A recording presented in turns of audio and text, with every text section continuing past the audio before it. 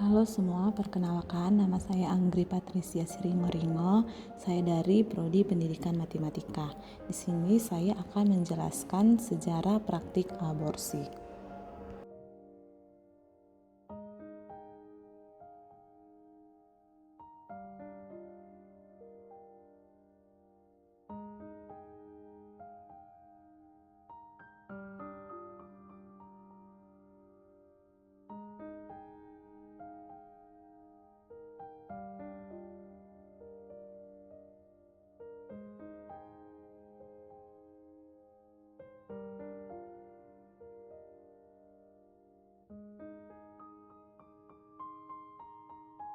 Apa itu aborsi? Aborsi merupakan proses pengakhiran sengaja sebelum janin dapat bertahan hidup di luar rahim. Di sini terdapat beberapa definisi dari aborsi menurut para ahli. Yang pertama, menurut H. Holmer mengatakan bahwa aborsi merupakan terputusnya kehamilan sebelum minggu ke-16 di mana proses plasentasi belum selesai. Yang kedua, menurut Marjorie Jeffcoat mengatakan aborsi merupakan pengeluaran dari hasil konsepsi sebelum usia kehamilan 28 minggu, yaitu fetus belum viable by law. Yang ketiga, menurut medis mengatakan bahwa aborsi itu terhentinya kehamilan dengan kematian dan pengeluaran janin pada usia kurang dari 20 minggu dengan berat janin kurang dari 500 gram, yaitu sebelum janin dapat hidup di luar kandungan secara mandiri. Terdapat beberapa faktor penyebab dari seseorang melakukan aborsi. Yang pertama itu dari faktor ekonomi, di mana pasangan suami istri sepakat untuk tidak menambah anak karena keterbatasan biaya hidup dan ingin fokus membesarkan anak-anak yang sudah ada, ataupun mereka juga ingin berkonsentrasi pada pekerjaan untuk menunjang kesejahteraan keluarga. Yang kedua itu dari faktor penyakit ibu, di mana dalam kondisi kehamilan bisa saja muncul komplikasi serius seperti preeklampsia, eklamsia, atau infeksi HIV.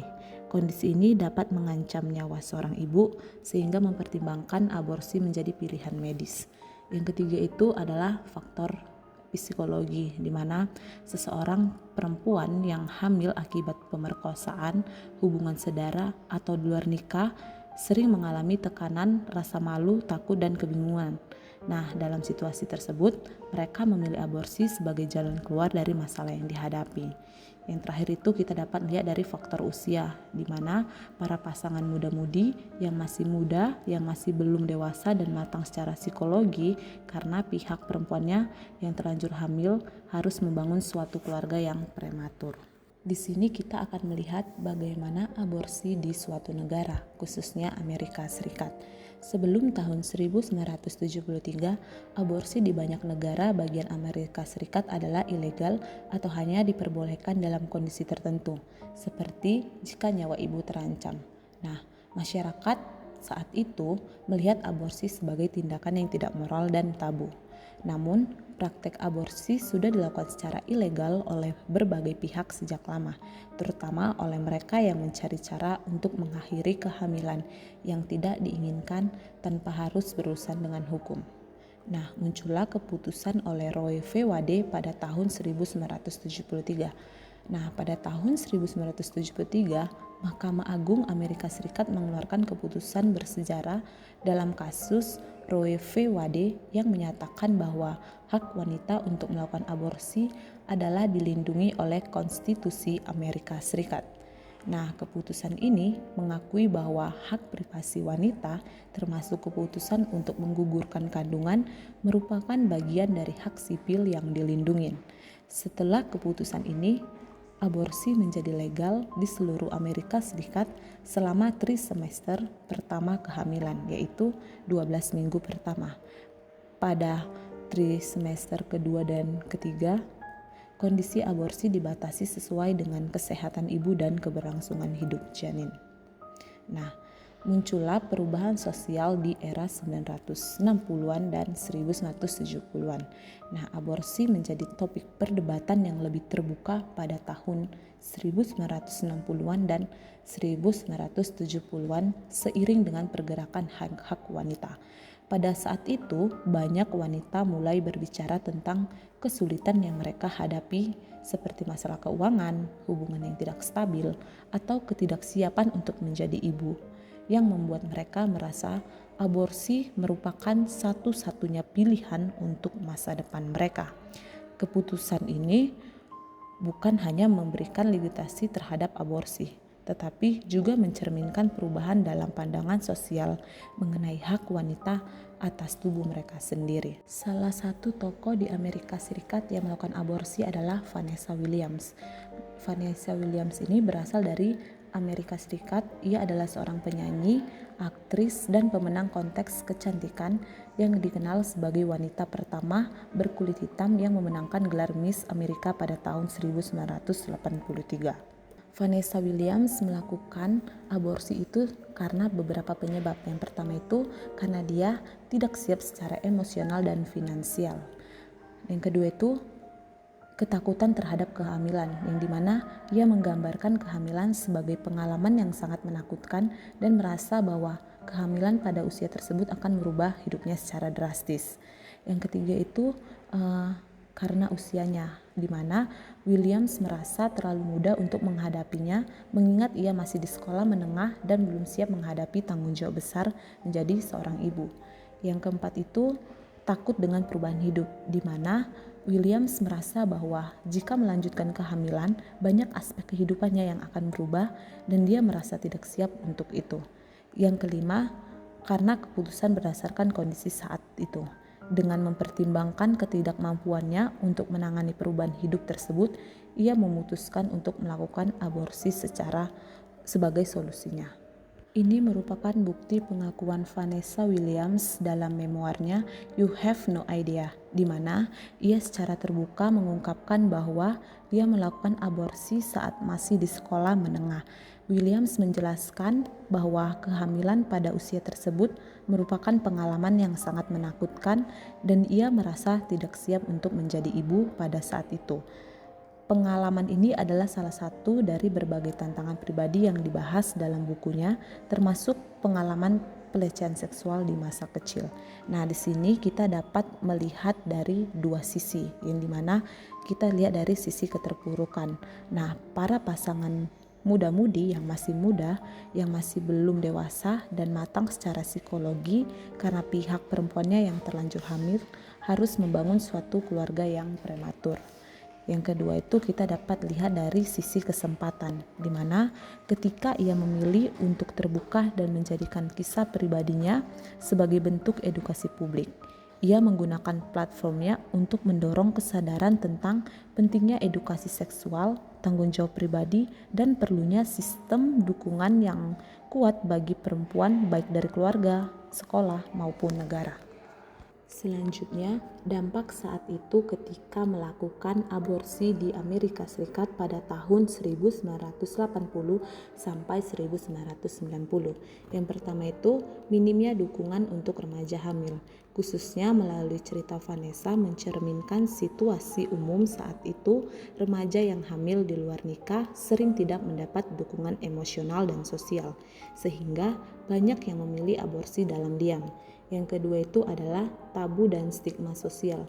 Saat Williams melakukan aborsi pada tahun tersebut, aborsi masih dianggap sebagai isu yang sangat tabu, terutama di kalangan perempuan muda dan public figure.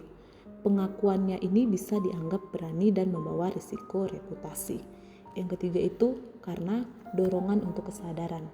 Meskipun ia baru mengungkapkannya secara publik jauh setelah peristiwa itu terjadi, namun pengakuan Williams menjadi salah satu dari sedikit testimoni publik yang mulai membuka jalan bagi diskusi terbuka soal pengalaman aborsi, terutama di kalangan perempuan kulit hitam. Nah, dampaknya saat ini di Amerika Serikat itu ada dua. Yang pertama itu terbentuknya gerakan pro-life dan pro-choice. Nah, pro-life itu menentang aborsi, di mana memandang janin sebagai manusia utuh sejak konsepsi. Yang kedua itu pro-choice, di mana mendukung hak perempuan untuk menentukan pilihan atas tubuhnya. Nah, dampak yang kedua itu adalah pendidikan seksual dan kontrasepsi yang penting, terutama bagi remaja. Ini berdampak pada kebijakan di sekolah-sekolah dan lembaga kesehatan masyarakat. Nah, selanjutnya kita akan melihat bagaimana peristiwa aborsi mempengaruhi dunia pada saat itu. Nah, pada saat itu, aborsi sering dilakukan secara sembunyi-sembunyi karena ilegal. Dan banyak perempuan melakukan aborsi tanpa pengawasan medis, menggunakan ramuan tradisional, benda tajam atau obat-obatan tanpa dosis yang tepat yang mengakibatkan kematian atau komplikasi serius. Nah, pada saat itu juga perempuan yang melakukan aborsi sering dianggap berdosa dan dikucilkan secara sosial, bahkan jika mereka menjadi korban kekerasan sosial. Akan tetapi, peristiwa aborsi mempengaruhi dunia pada saat ini itu adalah banyaknya negara sudah melegalkan aborsi dalam kondisi tertentu, seperti jika kehamilan membahayakan ibu atau akibat kekerasan seksual. Nah, pada saat ini juga aborsi dapat dilakukan dengan aman di fasilitasi kesehatan dengan pengawasan medis dan obat resmi seperti misoprostol. Dan pada saat ini, pendidikan kesehatan reproduksi dan akses kontrasepsi lebih luas untuk mencegah kehamilan yang tidak direncanakan. Nah, di sini kita akan melihat dua sisi dari peristiwa tersebut. Kita bisa melihat dari sisi keterpurukannya pada saat itu, di mana banyak nyawa perempuan hilang karena praktik aborsi yang tidak aman di masa lalu, dan trauma psikologi berkepanjangan akibat stigma sosial dan tekanan budaya, serta tidak adanya perlindungan hukum bagi perempuan yang rentan. Nah, namun kita dapat melihat dari sisi kesempatannya, di mana tragedi masa lalu menjadi titik tolak lahirnya kebijakan kesehatan reproduksi yang lebih adil, lalu mendorong pendidikan seksual yang lebih menyeluruh di sekolah, serta mendorong sistem kesehatan dan hukum untuk melindungi perempuan dari praktek aborsi ilegal dan tidak aman. Bagaimana sih signifikansinya terhadap Indonesia mengenai aborsi?